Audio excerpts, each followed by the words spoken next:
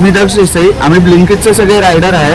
आम्ही काल संध्याकाळी 7:30 वाजल्यापासून आज स्ट्राईक चालू केला आहे. स्ट्राईक करण्यामागचं आमचं मेन जे कारण आहे ते हे आहे की आम्ही मानकोलीच्या वगैरे ज्या ऑर्डर मारतो 6 किलोमीटर 6.5 किलोमीटर, हे फक्त आमचं जायचं अंतर आहे. जे यायचं अंतर आहे ते डबल होतं, म्हणजे 12 ते 13 किलोमीटर.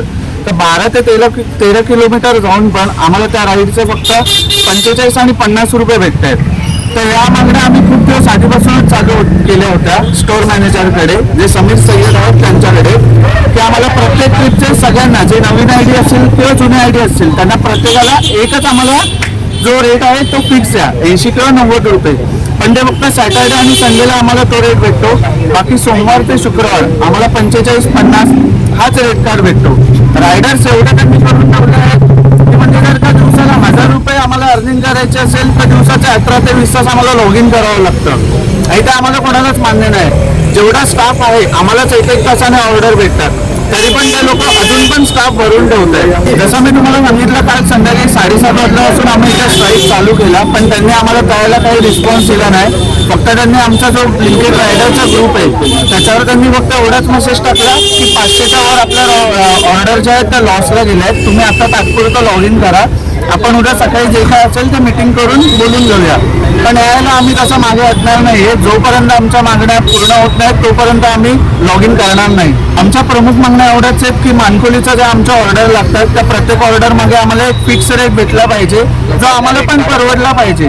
जो 90चा आधीचा रेट कार्ड होता तो चालू केला पाहिजे. त्याच्यानंतर जे उगाचचे रायडर त्यांनी भरून ठेवले आहेत, जे फक्त सॅटर्डे संडेला येतात किंवा आठवड्यामध्ये 2 ते 3-4 तास लॉग इन करतात ऑर्डर फक्त घेण्यासाठी, ते रायडर आलेच नाही पाहिजे. त्यांचा आयडी त्यांनी बंद केले पाहिजे. कारण त्याच्यामुळे असा इफेक्ट होत आहे की आमचीच अर्निंग प्रॉपर होत नाही. आम्ही 17-18 तास काम करून पण आम्ही 700 आणि 800 रुपयांवरच करतो.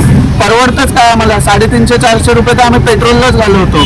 वरचं काय आम्हाला परवडतं? आता मी ब्लिंकिटमध्ये 20 तास काम केलंय, त्याच्यामध्ये 19 ऑर्डर झालेले आहे. कंपनी सांगितलं आम्हाला तुम्हाला गॅरंटी EPS देणार 60 ते 70 रुपये, पण मला तासाला EPS पडतं 40 रुपये.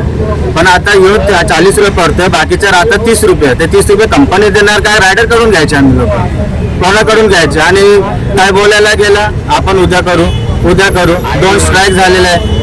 स्ट्राईक केल्यानंतर जे ठिकाणी येतात त्यांच्या नजरमध्ये येतात ते त्यांचे आयडी होल्ड होतात. ते त्यांना फोन लावतो मॅनेजर लोकांना, सेंट्रल टीममधून कॉल केलेला आहे. सेंट्रल टीम बोलतील तेव्हा तुमचे आयडी ओपन होतील. अजूनपर्यंत तो पोरगा 7 दिवसपासून घरी पोहोचलाय, त्याचं घर त्याच्यामध्ये चालतोय. तो बोलतो सरांना फोन करतो, सर माझी आयडी कधी ओपन होणार आहे? सर काय बोलतो, आम्ही टाकलेलं आहे, मेल येतील तर तुमचं काम होतील.